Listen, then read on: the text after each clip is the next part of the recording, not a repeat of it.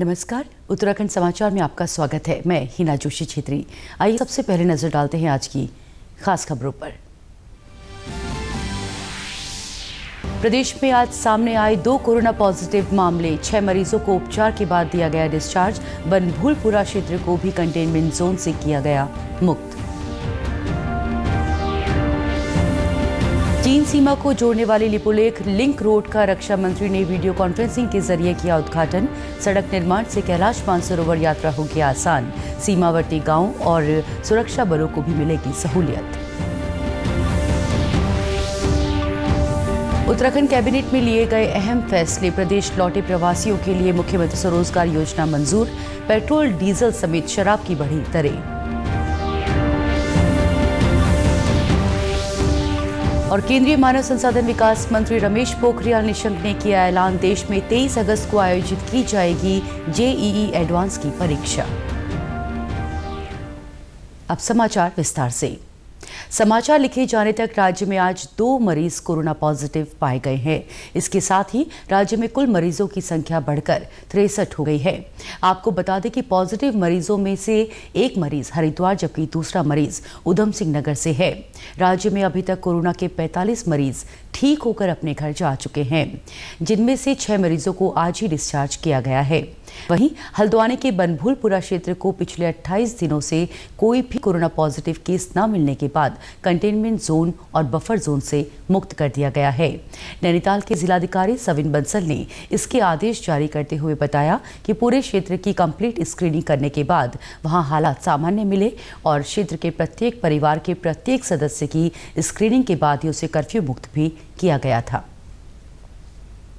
हमारा जो last case था वो फर्स्ट वीक ऑफ अप्रैल में परिलक्षित हुआ था, तो तब से ऑन अकाउंट ऑफ 28 डेज हमारा कंटेनमेंट का पीरियड भी पूर्ण हो चुका है।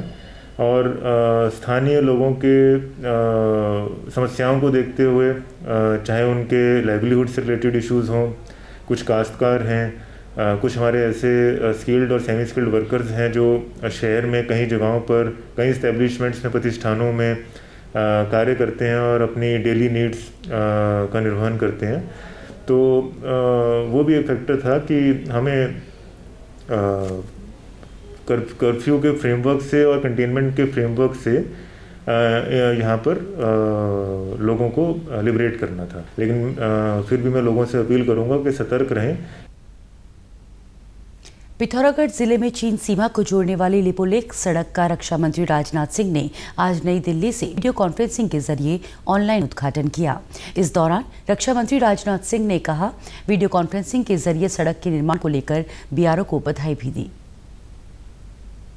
बॉर्डर रोड ऑर्गेनाइजेशन द्वारा निर्मित घटिया बगड़ लिपुलेख सड़क मार्ग को देश की जनता को समर्पित करते हुए बेहद खुशी का अनुभव कर रहा हूँ। कैलाश मानसरोवर जाने वाले श्रद्धालुओं के लिए यह कनेक्टिंग रूट मैं मानता हूं कि यह किसी वरदान से कम नहीं है। न केवल कैलाश मानसरोवर यात्री बल्कि यहां की स्थानीय जनता, हमारी सेना और इस क्षेत्र में तैनात हमारे अर्धसैनिक बलों और व्यापारी भाइयों को भी इस मार्ग की प्रतीक्षा लंबे समय से थी। पिथौरागढ़ के नैनी सैनी एयरपोर्ट पर आयोजित ई उद्घाटन कार्यक्रम में बीआरओ के उच्च अधिकारी भी मौजूद रहे। आपको बता दें कि तवाघाट से लिपुलेख सीमा तक 95 किलोमीटर सड़क की कटिंग हो चुकी है। 2008-9 से जैसे मैंने बताया काम चल रहा है और इनिशियल घटिया बगड़ से बुद्धि जो है इस 20 किलोमीटर की लेंथ में विगत 2 वर्षों में 17 किलोमीटर की कटाई की गई, जो कि इतने वर्ष से फंसी हुई थी। फंसी हुई से मतलब मेरा ये कि काम तो चल रहा था लेकिन स्लो चल पा रहा था, दिक्कतें बहुत थी और टेरेन बहुत टफ है। ये देश के लिए एक बहुत महत्वपूर्ण कार्य है जिससे इस क्षेत्र की जनता को लाभ मिलेगा। चीन सीमा को जोड़ने वाली इस सड़क के बनने से कैलाश मानसरोवर यात्रा और छोटा कैलाश की यात्रा आसान होगी। साथ ही माइग्रेशन करने वाले सीमांत जिले के हजारों परिवारों को भी बड़ी राहत मिलेगी।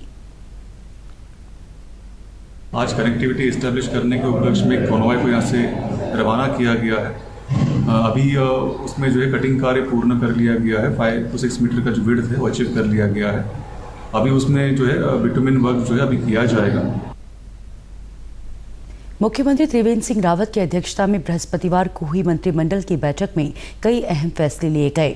शासकीय प्रवक्ता मदन कौशिक ने जानकारी दी कि उत्तराखंड लौटे प्रवासियों के लिए सरकार ने मुख्यमंत्री स्वरोजगार योजना को मंजूरी दे दी है। इसके लिए फिलहाल 15 करोड़ के बजट की व्यवस्था की गई है।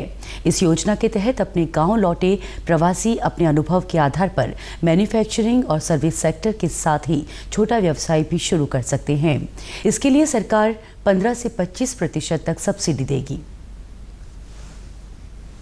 जो लोग लाखों की संख्या में कोविड प्रभावित होकर कोविड के कारण राज्य में वापस आए हैं, उनके लिए हमने मुख्यमंत्री स्वरोजगार योजना के अंतर्गत एक स्कीम लॉन्च की है।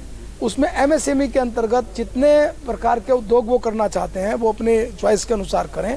उसके लिए हमने जो श्रेणी थी कि हम उसको सब्सिडी देंगे, वो हमने अलग अलग कैटेगरी बनाई है, ABCD, उसके अंतर्गत हम उनको देंगे। उत्तराखंड सरकार ने पेट्रोल के दाम 1 रुपये और डीजल के दाम 2 रुपये बढ़ा दिए हैं। पेट्रोल और डीजल पर वैट में मामूली वृद्धि की गई है। वहीं सरकार ने शराब के विभिन्न ब्रांड में 20 रुपये से लेकर 500 रुपये तक का हेल्थ केयर टैक्स लगाया है। कोविड-19 के चलते हुए लॉकडाउन से राज्य को पहुंचे नुकसान की भरपाई के लिए ये फैसला लिया गया है। डीजल पर हमने पेट्रोल पर 2 रुपये और डीजल पर 1 रुपये की वृद्धि हमने की है। इससे 120 करोड़ के रुपए के लगभग हमें मिलने की संभावना है। भारत में निर्मित विदेशी मदिरा है, उसके मूल्यों पर 20 रुपए से 200 रुपए तक प्रति बोतल की वृद्धि की गई है। ऐसी मदिरा जो ओवरसीज मदिरा, उन पे 475 रुपए प्रति बोतल की वृद्धि की गई है। लॉकडाउन के बाद हरिद्वार में पिछले करीब 40 दिनों से अस्थि विसर्जन पर लगी रोक हट गई है। प्रदेश सरकार ने कैबिनेट की बैठक में प्रस्ताव पारित कर ये रोक हटा दी है। अब गाड़ी चालक के अलावा 2 व्यक्ति हरिद्वार आकर अपने दिवंगत परिजन की अस्थियों का विसर्जन कर सकते हैं। कोई भी यदि अस्थियां लेकर आते हैं, उनको ड्राइवर से अलग 2 आदमियों को अनुमति है कि वो आए और अस्थि प्रवाह का जो अपना कार्य है वो करके चले जाएं। केंद्रीय मानव संसाधन विकास मंत्री रमेश पोखरियाल निशंक ने घोषणा की है कि संयुक्त प्रवेश परीक्षा JEE एडवांस 23 अगस्त को आयोजित की जाएगी। कुछ दिनों पहले श्री निशंक ने कहा था कि JEE मेंस परीक्षा 18 से 23 जुलाई के बीच आयोजित होगी, जबकि राष्ट्रीय पात्रता एवं प्रवेश परीक्षा NEET 26 जुलाई को आयोजित की जाएगी। वैश्विक महामारी के बीच एक जगह से दूसरी जगह तक आवश्यक वस्तुओं और प्रवासियों को घर पहुंचाने का काम कर रहे चालकों और परिचालकों को भी फ्रंट लाइन वॉरियर्स के रूप में देखा जा रहा है। महामारी के बीच लोगों के लिए काम कर रहे ये योद्धा कभी भी कोरोना के संपर्क में आ सकते हैं। ऐसे में इनका काम भी किसी चुनौती से कम नहीं है।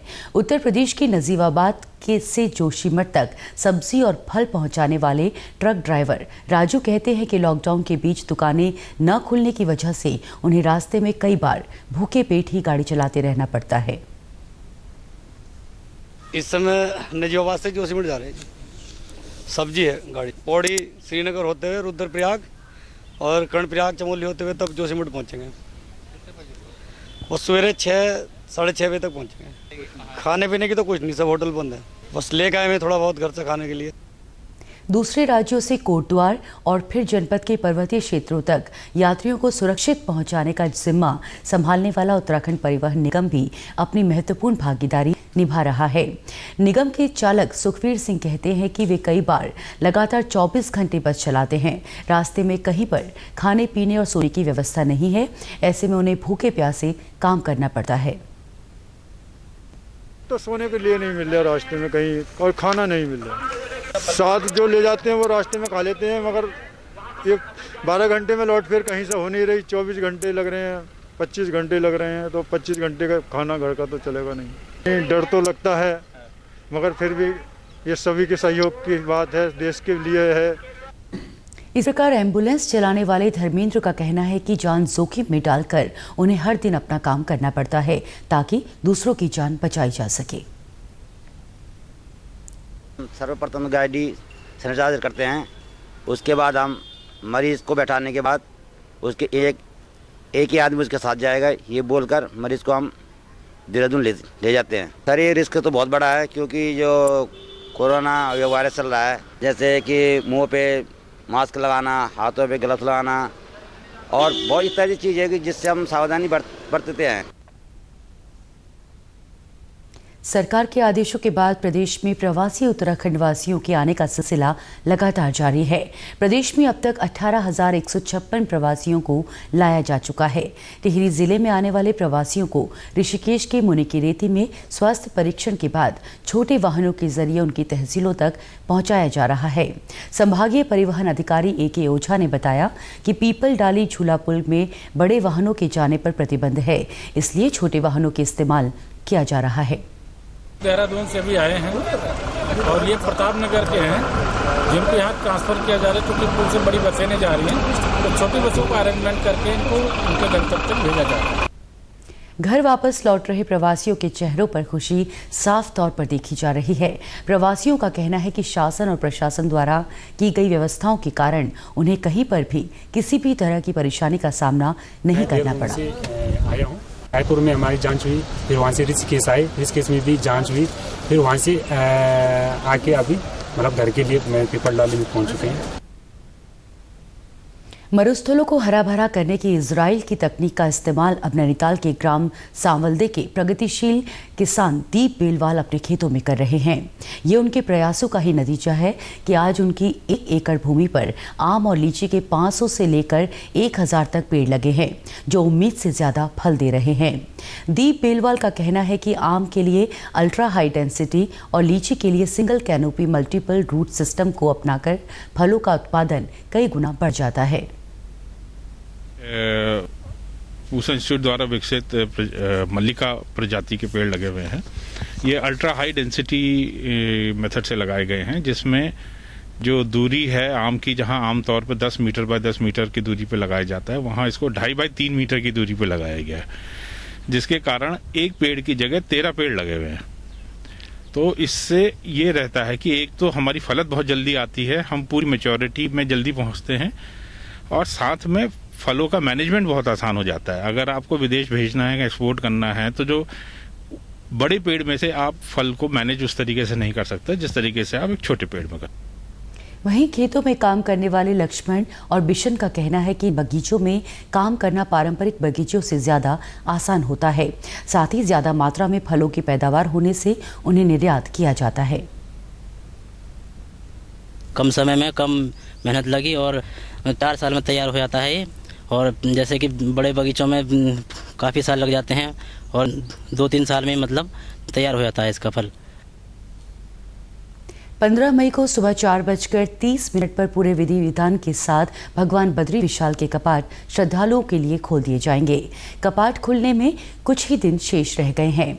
बद्रीनाथ धाम में इन दिनों तैयारियां जोरों पर चल रही हैं। धाम को पूरी तरह से सैनिटाइज कर बिजली, पानी, दूरसंचार सेवा बहाल कर दी गई है।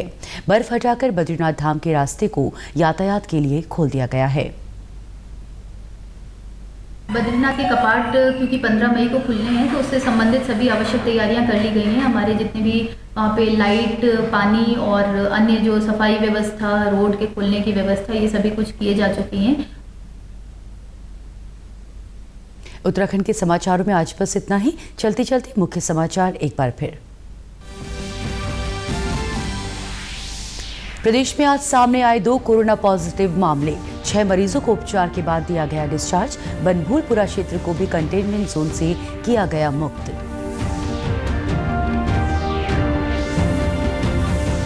चीन सीमा को जोड़ने वाली लिपुलेख लिंक रोड का रक्षा मंत्री ने वीडियो कॉन्फ्रेंसिंग के जरिए किया उद्घाटन। सड़क निर्माण से कैलाश मानसरोवर यात्रा होगी आसान। सीमावर्ती गांवों और सुरक्षा बलों को भी मिलेगी सहूलियत। उत्तराखंड कैबिनेट में लिए गए अहम फैसले। प्रदेश लौटे प्रवासियों के लिए मुख्यमंत्री स्वरोजगार योजना मंजूर। पेट्रोल, डीजल समेत शराब की बढ़ी दरें। और केंद्रीय मानव संसाधन विकास मंत्री रमेश पोखरियाल निशंक ने किया ऐलान, देश में 23 अगस्त को आयोजित की जाएगी JEE एडवांस की परीक्षा। इसी के साथ समाचार समाप्त हुए। नमस्कार।